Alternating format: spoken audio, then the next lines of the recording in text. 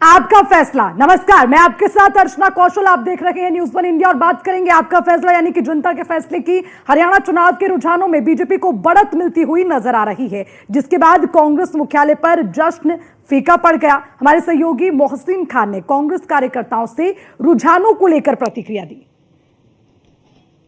यहाँ पर पहुंच गए हैं और हाथों में लिए हुए हरियाणा में खुली है राहुल गांधी जी की मोहब्बत की दुकान और बंद हो गई मोदी जी की नफरत की दुकान। जबरदस्त उत्साह है, देखिए लड्डू भी लेकर आ गए हैं, खुशी का ये आलम है। मोहब्बत की और मैं जनता को, पूरे देशवासियों को ये लड्डू खिलाना चाहती हूँ कि आज बेटी के सम्मान की जो लड़ाई थी वो हम हरियाणा में जीत चुके हैं और कांग्रेस की सरकार हरियाणा में बन चुकी है। जो रुझान है वो साफ तौर पर कांग्रेस को जिताने की है और 70-5 सीटें हरियाणा में आ रही है। मोदी जी इस मंशा में रह गए कि शैलजा जी सीएम बनेंगी कि हुड्डा जी सीएम बनेंगे। उनको पता होना चाहिए हुड्डा जी का अड्डा है तो हुड्डा जी को सीएम बनाएंगे और बाकी आलाकमान तय कर लेगा। लेकिन हम खुश इस बात से हैं कि हरियाणा की जनता ने कांग्रेस को अपार समर्थन देकर जो है विजय करा है और शंखनाद हो चुका है।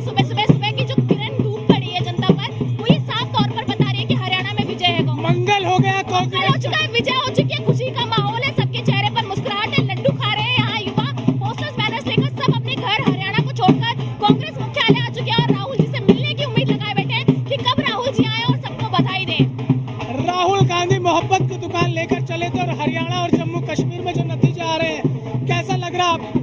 बहुत खुशी की बात है, राहुल गांधी जी पूरे बहुमत के साथ जीतने जा रहे हैं और हरियाणा में नहीं सिर्फ आगे जो महाराष्ट्र, झारखंड, दिल्ली के अंदर जो विधानसभा के चुनाव होंगे उसके अंदर भी पूर्ण बहुमत के साथ कांग्रेस पार्टी अपना प्रतिभा फैलाएगी, अपना परचम लहराएगी। आप युवा हैं, आपको क्या लगता है ऐसा कि ये जो परिवर्तन की लहर चल पड़ी है? बिल्कुल, देश की जनता है वो बदलाव चाहती है, क्योंकि भाजपा ने ना देश को दीमक की तरह खा गई है। वो सिर्फ अडानी को प्रमोट करते रहते हैं। अभी एक मुद्दा आया था जिसमें क्या जो अडानी जी जहाँ जाते हैं ना, मोदी जी जहाँ जाते हैं वहाँ पे अडानी पहुँच जाते हैं, उनको प्रोजेक्ट मिल जाते हैं। ऐसा क्यों हो रहा है? ये सिर्फ ऐसा है, देश बेचने का काम कर रही है भाजपा और मोदी जी को कुछ काम नहीं आता। इतने सालों में इतने पुल टूटे हैं, उसके अलावा वो सिर्फ देश को खाना चाहती है, बेचना चाहती है। तो यानी कुल मिलाकर कांग्रेस पार्टी के दफ्तर में इस वक्त जश्न का माहौल है। ढोल नगाड़े की थाप यहाँ पर है, जो ढोल नगाड़े की थाप पर यहाँ तमाम जो कार्यकर्ता है वो अपनी खुशी का इजहार कर रहे हैं और इसी तरह का एक जश्न का माहौल कांग्रेस पार्टी के दफ्तर में है, क्योंकि यहाँ पर जो है हरियाणा और जम्मू कश्मीर के जो शुरुआती रुझान सामने आ रहे हैं उसमें कांग्रेस पार्टी बेहतरीन प्रदर्शन करती हुई नजर आ रही है। वीडियो जर्नलिस्ट रविकांत के साथ मोहसिन खान, न्यूज़ 1 इंडिया करता। कांग्रेस प्रवक्ता रागिनी नाइक से न्यूज़ 1 इंडिया ने खास बातचीत की है। इस दौरान उन्होंने क्या कुछ कहा, आइए वो भी आपको दिखाते हैं।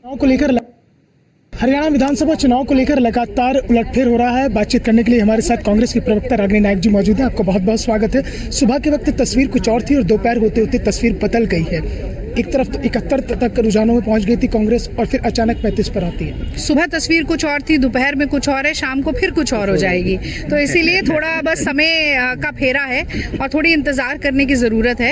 ये कहा जाता है कि धीरे धीरे रे मना, माली सींचे 100 घड़ा, ऋतु आवे फल होए। तो ऋतु आने तो दीजिए, नतीजा आने तो दीजिए। रुझानों में उलटफेर चलता रहता है और मुझे लगता है कि चूंकि वोट शेयर कांग्रेस का ज्यादा दिखाया जा रहा है, कई सीटें ऐसी हैं जो 1000 के मार्जिन से भी कम में, जिनमें काउंटिंग डिफरेंस चल रहा है और फिर ये जो एक तरीके से काउंटिंग की गति को धीमा करके फ्रीज कर दिया गया है, तो इस सब के पीछे मुझे लगता है कि ये थोड़ी देर के लिए जो मन में लड्डू फूट जाए भारतीय जनता पार्टी को खुश करने के लिए और हमारी जलेबी को 2ym दर्जा दे दिया जाए, ये इसके लिए सारा षड्यंत्र हो रहा है। अच्छा रागिनी जी, एक सवाल और है कि जिस तरह से अभी तक आपने कहा कि शाम तक तस्वीर कुछ और होगी, लेकिन दोपहर तक जो तस्वीर सामने आई है उसमें कहीं लगता है कि कहीं ना कहीं कुछ वोटों का ध्रुवीकरण हुआ है। खासतौर से जो रीजनल पार्टीज थी, बहुजन समाज पार्टी भी आकर वहाँ पर चुनाव लड़ती है, आजाद समाज पार्टी भी लड़ती है। ये सारे आकलन अभी करना बहुत मुश्किल है, क्योंकि किस पार्टी ने कितना वोट लिया, उसका वोट शेयर कितना है और कांग्रेस का वोट शेयर अंत में कितना रहता है, भाजपा का कितना रहता है, ये जब ये सब पता चलेगा ना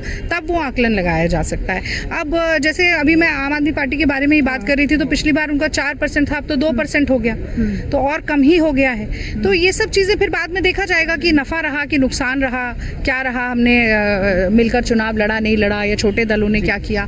हालांकि मुझे लगता है कि भारतीय जनता पार्टी हरियाणा में भी और जम्मू कश्मीर में भी जैसे कि डूबते को तिनके का सहारा होता है, वैसे ही वो निर्दलियों का और छोटे दलों का सहारा मानकर ही अपने आप को रेस में देख रही थी। और अभी भी मुझे लगता है कि अंततः यही होने वाला है। भारतीय जनता में तो लगभग तस्वीर साफ हो गई है। 370 उन्होंने हटाई थी और 370 की जिस तरह से हटाए, एक प्रदेश की स्टेटहुड को आपने छीन लिया रातों रात चोरी से और फिर उसके बाद आप बात करते हैं कि वो अमन और शांति और बहाली की, मतलब आपने लोगों के हाथ से उनको वोट देने का अधिकार छीन के रखा। जब सुप्रीम कोर्ट ने डेडलाइन दी उसके बाद आपने चुनाव करवाया, तब तक आप अपने कंट्रोल में रखते रहे। और अपने कंट्रोल में आपने क्या किया, 65% पद खाली रखे ताकि नौजवानों को नौकरी ना मिले, वो किताब डिग्री नौकरी हाथ में न लेके पत्थर लेकर खड़े रहें और ये अपनी ध्रुवीकरण की राजनीति वहां से राजनीति की दुकान चलाते रहें। और मुझे लगता है कि ये बहुत ही महत्वपूर्ण है इस बात को समझना कि अटल बिहारी वाजपेयी जो कहते थे कश्मीरियत, इंसानियत और जमहूरियत की बात, उसका गला तो भारतीय जनता पार्टी ने खुद घोंटा है। तो कांग्रेस और एनसी की जो सरकार बनेगी हमारे सामने बड़ी चुनौती है। आप देखिए पिछले 100 दिन में 39 बड़े हादसे हुए, आतंकी हमले हुए, 26 सैनिक मारे गए, 15 नागरिकों की जान गई। तो बिल्कुल ही जम्मू कश्मीर की दुर्गति जो इन्होंने की है उसको दोबारा से सही करने का काम कांग्रेस पार्टी पूर्ण रूप से। काउंटिंग की धीमी गति की शिकायत आप लोगों ने की? बिल्कुल की है, चिट्ठी लिखकर भी की है, जयराम जी ने ट्वीट करके भी की है। और मुझे लगता है लोकतंत्र का ये एक वाजिब सवाल है कि भाई अगर आपने गति धीमी की और 2 घंटे से ये दिख रहा है कि शायद भाजपा जीत रही है, तो ऐसे में क्या प्रशासन पर दबाव पड़ता है? और अगर पड़ता है तो क्या वो ठीक है? भाई इसका जवाब बड़ी तत्परता से दे दिया ईसीआई ने, पर काउंटिंग अगर तत्परता से करा देते तो हमें सवाल पूछने की जरूरत ना पड़ती। तो कहीं ना कहीं एक दृश्य दिखाना कि भाई हरियाणा में तो भाजपा जीत रही है, ये पूरा एक जो कहते हैं ना एक मुंगेरी लाल का हसीन सपना है जो शाम आते आते टूट जाएगा। कांग्रेस प्रवक्ता रागिनी नायक जी हमारे साथ मौजूद थी, जिनका साफ तौर पर कहना है और उन्होंने आशा जताई है कि शाम होते होते तस्वीर बदल जाएगी। वीडियो जर्नलिस्ट रविकांत के साथ मोहसिन खान, न्यूज़ 1 इंडिया, दिल्ली। हरियाणा विधानसभा चुनाव को लेकर भारतीय किसान यूनियन के राष्ट्रीय प्रवक्ता चौधरी राकेश टिकैत से न्यूज़ 1 इंडिया ने खास बातचीत की। इस दौरान उन्होंने क्या कुछ कहा वो भी देखिए।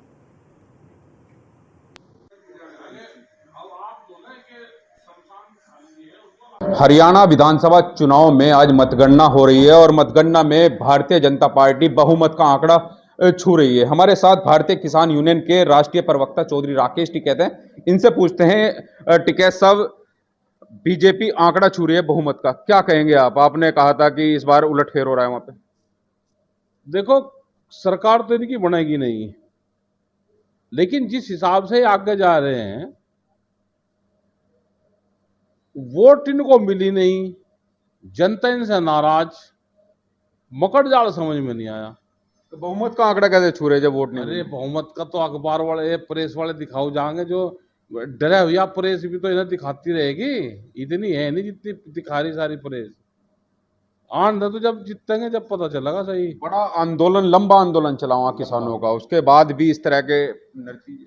भाई व्यापारियों की सरकार है, कैसे देश को लूटा जाएगा?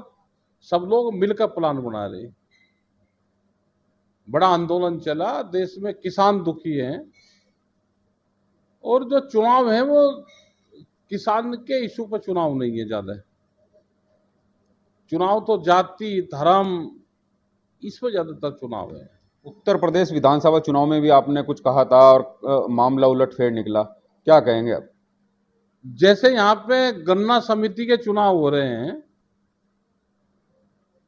पर्चे विपक्ष वालों के पर्चे कैंसिल हो रहे हैं सब, तो नतीजे तो यहाँ भी उलटफेर ही निकलेंगे। भाई आप कह रहे राजनीति में फेल हैं हम लोग। हम तो राजनीति में तो हम फेल हैं, जनता के साथ में।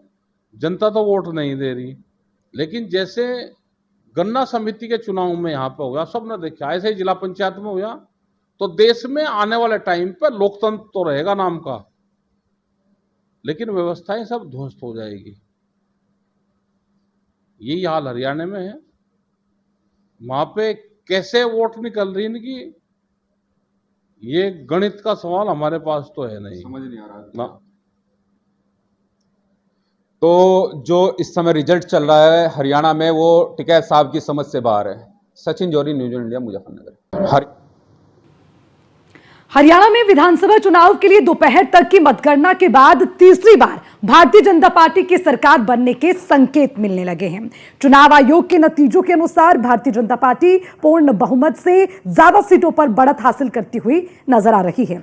दोपहर में अचानक से रुझानों में यह फेरबदल देखा गया। सुबह से कांग्रेस को बढ़त हासिल थी, हालांकि अब कांग्रेस पीछे रह गई और इसी बीच पार्टी के नेता अब यह सवाल उठाने लगे हैं कि कांग्रेस के नेताओं ने चुनाव आयोग की तरफ रुख किया है। जयराम रमेश ने यह आरोप लगाए हैं कि लोकसभा नतीजों की तरह हरियाणा में भी चुनावी रुझानों को जानबूझकर चुनाव आयोग की वेबसाइट पर धीमे धीमे शेयर किया जा रहा है। इन आरोपों के बाद जयराम रमेश ने चुनाव आयोग को पत्र भी लिख दिया है और अनुरोध किया है कि आयोग अपने अधिकारियों को वेबसाइट का सच्चे और सटीक आंकड़ों के साथ अपडेट करने के लिए तत्काल निर्देश जारी करें।